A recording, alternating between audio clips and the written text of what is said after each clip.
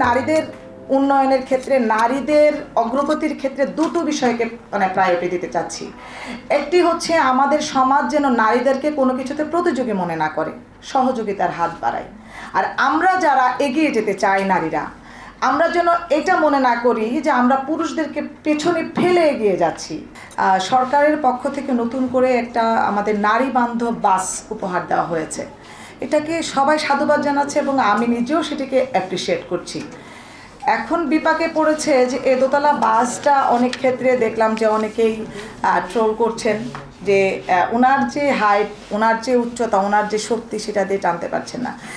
একই বিষয় যদি দেখি, অনেক কম হাইটে চীনে কিন্তু সেটি পাচ্ছেন, অনেক বড় বড় টায়ার চীনের মেয়েরা কিন্তু পাচ্ছে। তার মানে কি, আমরা আমাদের দক্ষতার জায়গাটাকে নজর দিচ্ছি না, আমরা প্রতিবন্ধকতা দেখাচ্ছি নারী হিসেবে। কখনোই আমি নারী হিসেবে আমার জেন্ডার কখনো প্রতিবন্ধকতা হতে পারে না। আমি যেই জায়গা যেতে চাচ্ছি, যে গোল অ্যাচিভ করতে যাচ্ছি, সেই জায়গার জন্য আমার প্রিপারেশন কতটুকু ছিল।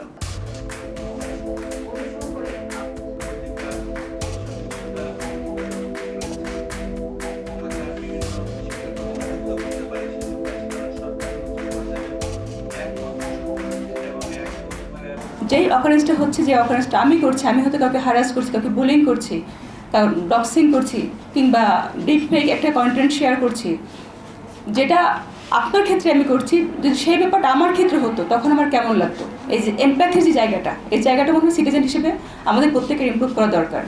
যখন আমরা আমাদের জায়গা থেকে সচেতন হব, তখন কিন্তু এই অপরাধগুলো অটোমেটিক্যালি অনেকটা কমে আসবে। সমস্যাগুলো শুধু আমাদের নারী ভিত্তিক তাও কিন্তু নয়, অনেক পুরুষরা কিন্তু এই ভায়োলেন্সের শিকার। আমরা হয়তো নারীরা বেশি শিকার।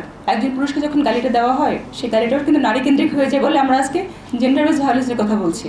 বাট সমস্যা আমাদের প্রত্যেকেরই, এবং সেই সমস্যার সমাধানটা কিন্তু বেসিক্যালি আমরাই করতে পারি।